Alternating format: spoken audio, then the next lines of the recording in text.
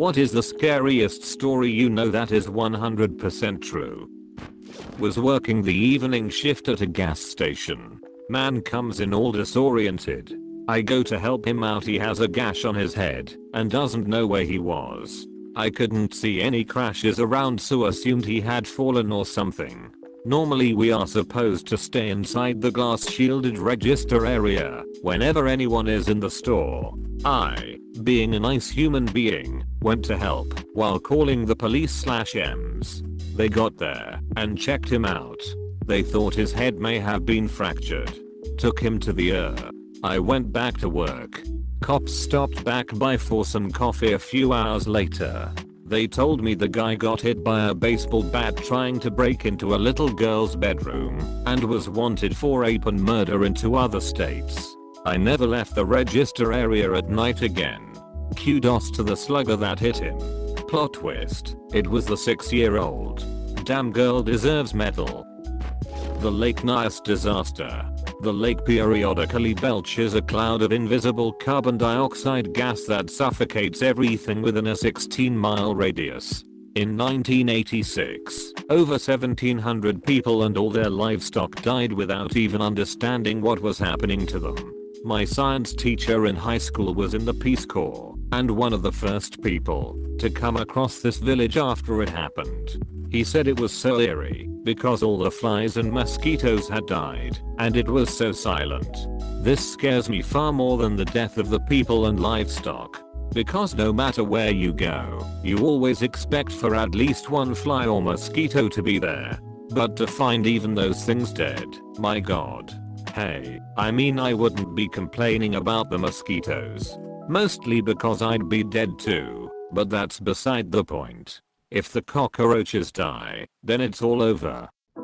The story of Mary Vincent always stands out to me. In 1978, 15-year-old Mary was hitchhiking.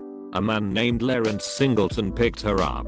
He brutally raped her and eventually made her get out of the car. She planned to run, but he noticed and cut both her arms off. He threw her into a ditch/ravine and left her to die. She packed her stumps with mud to stop the bleeding and spent all night crawling out. She eventually makes it to the highway and starts walking, naked and covered in blood. The first car that saw her sped away in fear. The second car was a couple on their honeymoon. They picked her up and she survived. Edited to add, I was in a rush when I wrote this, so you should definitely read more into the story. It's crazy. From the horrific act itself, to the court proceedings, to the fact that he hardly served any time. What really upsets me most about this is that Singleton was released from jail for good behavior and went on to murder a different woman a few years later. Roxanne Hayes. I think in these scenarios we can safely say that if you can rape someone, chop their fucking arms off, and leave them to die, you aren't ever safe to be released. Well, he hasn't chopped any arms off or raped anyone in the last 2 years while in jail, so he is pretty much good to be released early. What the fuck were they actually thinking? The part of this story that fucked me up was she tried to run. He grabbed her by the arm and turned and hacked her with the hatchet. She said she watched as her dismembered arm clung to his forearm after he separated it. How do you get to the point where you are hacking someone's arm off with a hatchet? That's a different level of depravity that I hope to never encounter. A complete lack of empathy. The dude is a genuine psychopath. After his release, the prosecutor said he felt no guilt, didn't even feel responsible, described himself as a muddle-headed old man, and wouldn't agree never to do it again. Which makes it even more shocking he was released. He literally wouldn't agree not to rape and cut people's arms off, and the justice system was like, we'll just give her and see how she goes. John List killed his whole family, wife, mother, daughter and 2 sons. He meticulously planned the whole thing, cancelling all delivery services, excusing the kids from school, and even turned the air conditioning as low as possible to preserve the bodies for as long as possible. After he killed them all, he placed the bodies in sleeping bags and lined them up. He then wrote a letter to his pastor explaining why he had to kill them. He then leaves and isn't heard from again. 18 years later he's remarried and doing the same job as before, but this time he doesn't have any children. He's finally arrested after a tip was given to the FBI.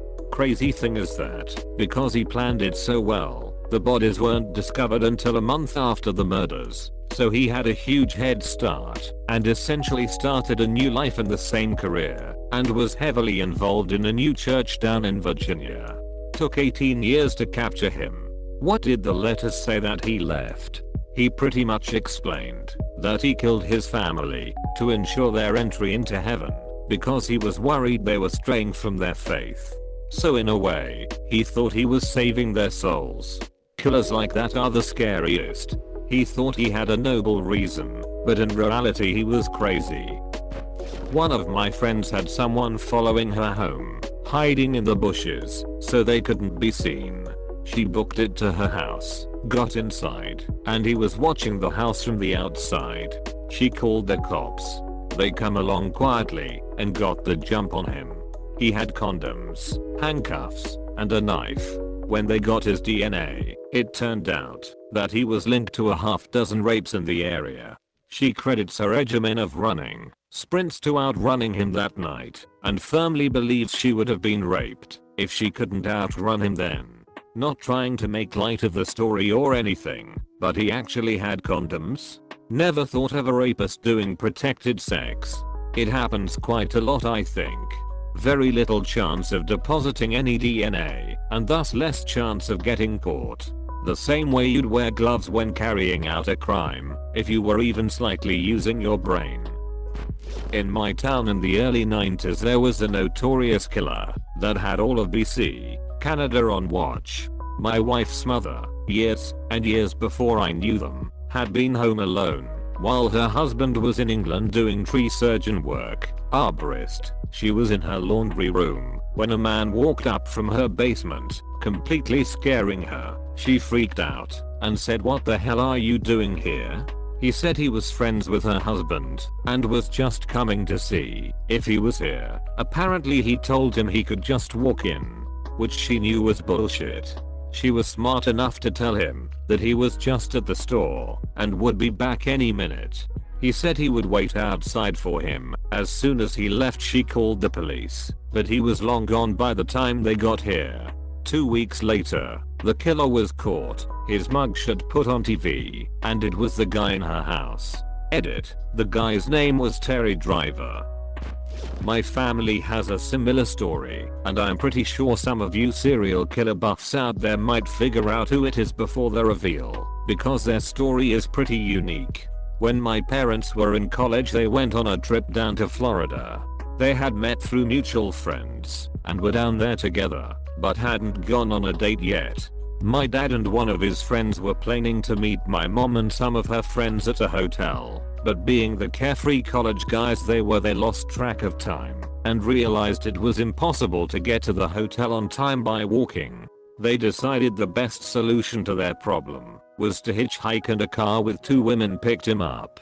Everything seemed fine until the driver asked them if it was okay to stop for gas. My dad and his friend agreed it was no problem since they were making good time, and she drove into a gas station. She then pumped her car full of gas before hopping back in and flooring it, basically stealing the gas with 2 hitchhikers in the back. My dad and his friend were beginning to freak out when she pulled a gun from under her seat and asked, "Are we gonna have a problem or something like that?" My dad and his friend shook their heads vehemently, because what else do you do in that situation? She then drove them to the hotel and dropped them off without so much as a scratch, and they kinda thought nothing of it until the news started reporting on a serial killer in Florida known as Aileen Wuornos. He took one look at her picture and instantly recognized her as the driver. The only reason my dad thinks she didn't straight up kill them was because they were super polite and respectful to her, and her victims were usually scumbag guys trying to take advantage of her. TL. Dr. Aileen Wuornos is the reason my dad got to his first date with mom on time. An acquaintance of mine sent his son to triathlon camp in Texas. A week later, his son came back from camp. The next day, the son was complaining of a headache. 4 days later, he was dead. Healthy, happy, fit 12-year-old 1 week, dead the next.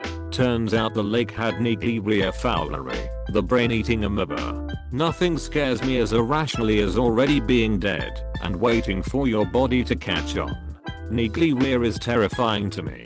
You can get it just from getting water up your nose swimming in a lake. Or, I've heard but I'm too lazy to check, there have been people who got it from using an ET pot. Yep, the amoeba needs to come into contact with the top of your nose, so you have to snort the water.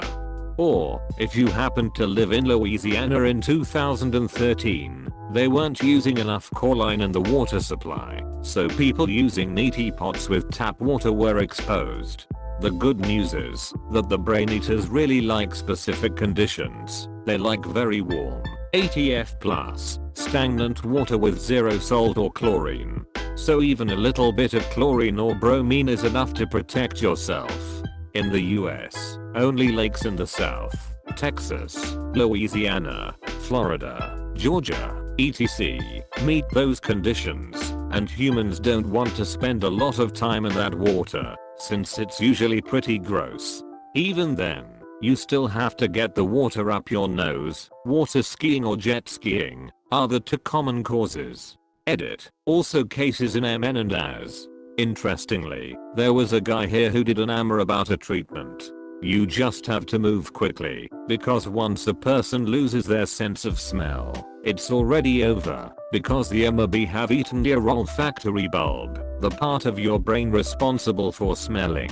Then it continues eating, and eventually ends up at your brainstem, which controls things like breathing and heart rate. I'm now testing my smelling abilities, just to convince myself I don't have this. I mean, I don't have any of the other symptoms either, but my irrational brain just has to confirm that I really don't have it. My dad and some friends got drunk and went for a drive on some back roads and were going as fast as the truck would go as teenagers. My dad was slightly less drunk than the others and eventually demanded they let him get out. They pulled over, and he and one other girl got out. He and the girl started walking to town, while the other 3 sped off in the opposite direction. Well, less than a mile up the road from where they got out is an extremely sharp turn, which they missed, and hit a tree going pretty close to triple digits miles per hour. 2 of them died on impact, and the only reason the third survived is because they crashed in front of a house that 2 doctors lived in. The survivor was paralyzed and lost his leg and part of his arm, and was in the hospital for 8 months before dying. This was in the '60s, so medical care wasn't what it is today. When I first got my permit, my dad took me to that corner to explain the importance of safe driving. It gave me goosebumps about how close he was to being in the truck. He said that the dad of the driver got what remained of the truck to be hung up in the center of town for months after, to be a warning to all. That's terrifying. I missed a situation like this years ago. Was hanging out with a buddy at the bars, and we leave to go back to his place for some smoke and video games. His roommate comes home from work. He was a bartender, and tells us he's heading out to the bars, and asks if we want to go. He'll drive. We go back and forth but eventually decide to stay in. Turns out, the buddy had been drinking heavily at work, but we couldn't tell.